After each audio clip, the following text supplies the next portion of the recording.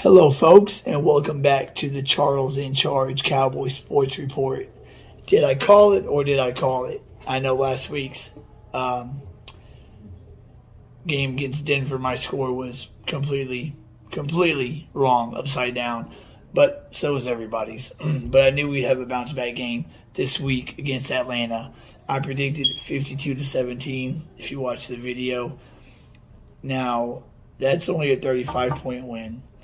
We win 43-3, dominate in all three phases: offense, defense, and special teams. That's a 40-point win. So I'd rather take 43-3 over 52-17 any day. 40-point win. We haven't done that since 2000. We were 5-11 that year, but we had a big game against Arizona. Aikman got knocked out late in the game. Randall Cunningham came in and cleanup time. We won that game 48-7. So it's been 21 years since we beat a team by that many points. The three reasons why we put this together. Reason one, we win the coin toss. Most of the time you want to defer, right? You want to make that first stop on defense, get the ball back. It's like you gain a possession. But we chose to receive because we wanted to get on top quick, and that's exactly what we did.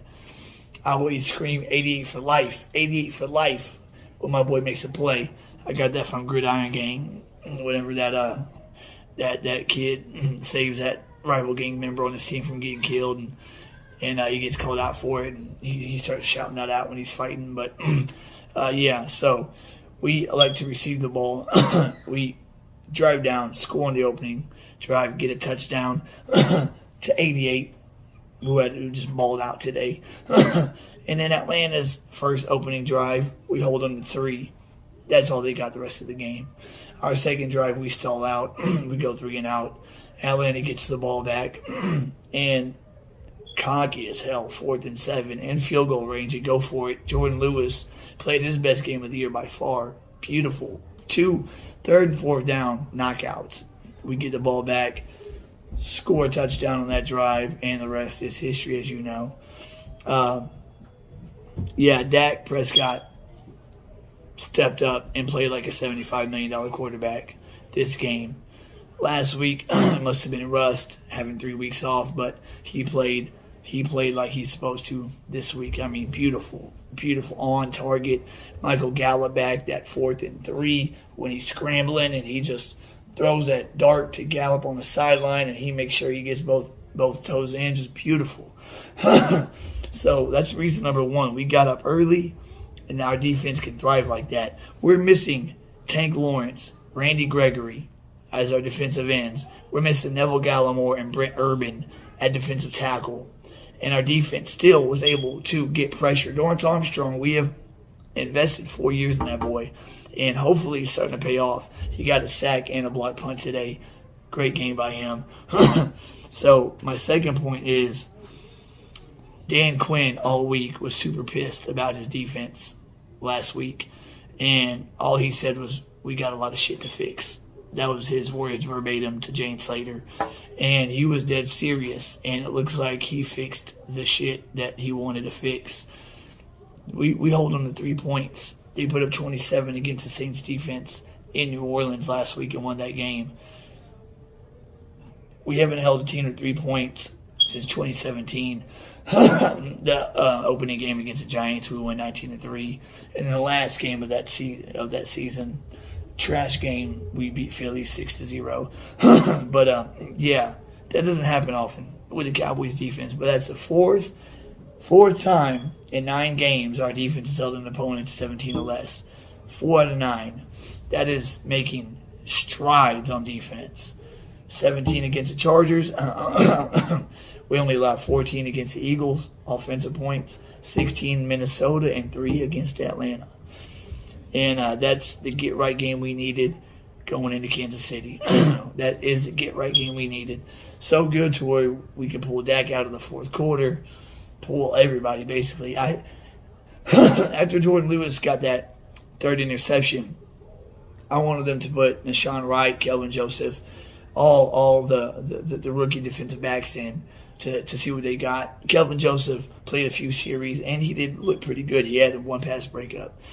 And missing those 4 guys on the defensive line, still getting pressure, was beautiful. Micah Parsons is a monster. Goodness, he is a monster. Got his 6th sack today and led our team in tackles, led the defense just in heart, spirit. And number 3 is just effort. Just effort that we lacked last week. We sleptwalked last week, had no effort. We would wrap up, miss, and miss tackles after we wrapped up. At one point, we had 3 guys on the Broncos running back, one of them Justin Hamilton, defensive tackle, and the man gets away and gets another 20 yards. That did not happen today. Effort on all 3 phases, offense, defense, and special teams. That block punt for a touchdown to end the half, that was our 3rd block punt this season, 3rd in 9 games. I don't think we've ever blocked 3 punts in a season, let alone 3 in 9 games. We're averaging 1 block punt every 3 games. The one last week, Sean Wright, by instinct, try to catch it, touched it as it went forward. Well, this time he was able to recover it in the end zone and got his first NFL touchdown. Special teams, Bones Fossil has his special teams playing the best in the NFL. And when we return kicks, unlike last year when it didn't look good, we're actually getting past the 25. We're getting to the 30, 35-yard line, sometimes to midfield. So, yeah, our special teams has really stepped up as our defense. And like I'm saying, once we get our 4 best defensive linemen back, this defense can be a top 10 defense. It really and truly can. Trayvon was quiet for 2 games. He got his today. Anthony Brown got his, and Jordan Lewis got his. All 3 corners got their interceptions. It was just all around beautiful. I can't wait to see Stephen A. Smith in the morning and Shannon Sharp. Whatever they got to say is going to be all crock, all BS. They're going to say, Skip, you played Atlanta. You played Matt Ryan, Skip. And, he's going to probably give him a C+ grade or some crap like that. That was an A+ performance all the way around. That is putting the league on notice. Saying, hey, yeah, we walked into a trap. We sleptwalked through Denver. We got our butts kicked. And this is how we answer. Dominant fashion. We haven't had a 33-point halftime lead since 1971. We haven't scored 36 points in the first half since 1980. We scored 40 against the Niners. I mean, we've never scored 29 points in a quarter as a franchise record. The game was beautiful. And that's just a glimmer of things to come, I believe. Now, the next 3 games are so big. Next week, we go to Kansas City. They're playing the Raiders right now, 7-7 last time I saw. But if our defense can play like they did today and limit Mahomes and company, and our offense can unleash, we'll have Tyron Smith back next week, most likely. We get Tyron Smith back for Kansas City, we ought to be able to run the ball. We didn't even run the ball today. I mean, Zeke had 41 yards, Pollard had 42, and we still put up 43. I mean, it was just amazing. We could do what we wanted at will. And if Gallup doesn't drop that slant in the 3rd quarter, he's fast. He probably takes that for a touchdown. We probably get 50. Yeah, beautiful, beautiful game. I called it 52-17, 35-point win, but I would take 43-3 over that any day. Holding them to 3, and I wanted them to keep it at that too. I didn't want them to get 10 or 17. No garbage time points like we let Carolina get. It was 14-33. Should have stayed that way. You should have never. It was 14-36. It should have never went to 28-36. They got 2 garbage time touchdowns, and it just makes the game not look as good as it could have been. But yeah, great win, great Sunday. Tampa Bay loses against Washington at Washington. Tom Brady throws 2 interceptions. Arizona gets shellacked by Carolina. I know Murray and Hopkins are out again, but that's big. That's their 2nd loss. Russell Wilson let us down, hoping that he could beat Green Bay. His defense did everything in the world to help him. but he just couldn't help himself. Just threw horrible passes into the end zone. Two interceptions in the end zone. You don't do that, man. I don't know what Russ was thinking today. But tomorrow night, the Rams play the Niners. Hoping for an upset there. 49er fan tomorrow night. Y'all believe that? But we're 7-2. Going to Kansas City next week. They'll be either 6-4 or 5-5. Hoping 5-5. I hope they lose tonight and really just come drudging into that game with their heads down. And I know we're going to be up for it. We're going to be up. Our defense is going to be live.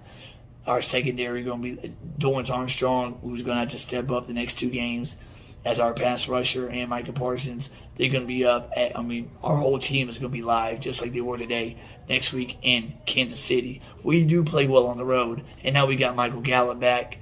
Our offense is so dynamic. And Sean McEwen, that tight end, second-year tight end, he looks promising. Blake Jarwin being out, I think the kid has some good potential. He caught that one laser that Dak threw to him early in the game. He had 2 or 3 catches, but he did his job. And, so later down the stretch, I would like to see Lyle Collins take over Connor Williams' spot at left guard. He is just a penalty machine. That was the only, if you could have a downside of this game, the only downside, Connor Williams getting flag after flag in the second half. He's just a penalty machine, drive killer. Put Collins at left guard, Terrence Steele back at right tackle, with Ty Smith back at left tackle. That will be your best 5 on the field, and that's what we want.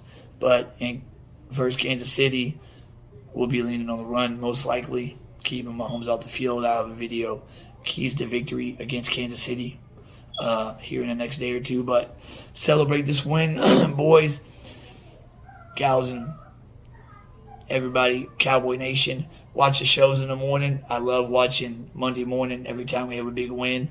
Stephen A., all them boys that just hate on Dallas no matter what. I love to see what they got to say. Michael Irvin's going to rip him to shreds. Last week we had Southern Steve come on with that accent and whatnot because he knows he's not going to have very many opportunities to do that this season. So he took advantage of it and was trying to say Michael Irvin and Swagoo, Marcus Spears, that we were all nervous because of that loss against Denver. It was just a blip. That's all that was. You saw what this team could do today. This was the true Cowboy team, and the league is on notice. The league is on notice. And Tampa Bay and Arizona losing today, beautiful. And we hope for a Rams loss tomorrow. But, and then just a few more stats I wanted to point out. Cowboys, defense, special teams, and I'm not big in fantasy football, but apparently they were number 1 today with 21 points, only allowing 3 points, 2 sacks, and 3 interceptions, and a touchdown. We hold Atlanta's offense 11 third downs. They only convert 1. They go for it twice on 4th down. They don't get any. We go for it 3 times on 4th down and get all 3. One of them was that Dak scramble for a touchdown. That kind of scared me a little bit. The game was over. I'm like, Dak, make sure you're okay. Be careful. Don't want you to, run into 3 guys, get the touchdown, and get hurt. But after the game was over, I just wanted to get out there with no injuries because we have enough already. So I just wanted to get out there with no BS, third, fourth quarter injuries when the game is completely out of hand. But I told you this was going to be a blowout game. Loved it. It's been 5 weeks since we were able to actually enjoy a Cowboy game instead of having a cardiac game. The Patriots, that was a cardiac game. The Vikings was a cardiac game. Denver was a cardiac game. And then we had the bye week in the middle of that. So that was 4 weeks.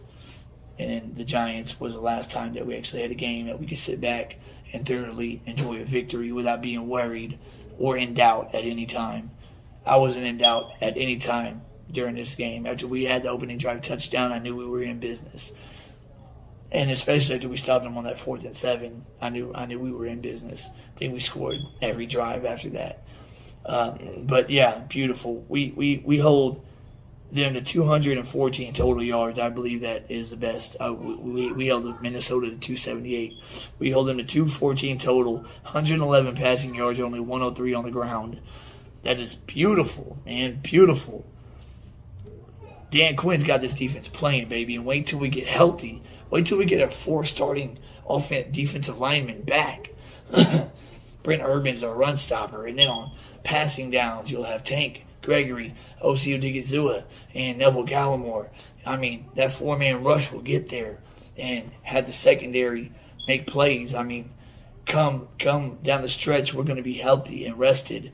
And shoot, we can. Hey, there's nobody on our schedule we cannot beat. Nobody in the NFL we cannot beat.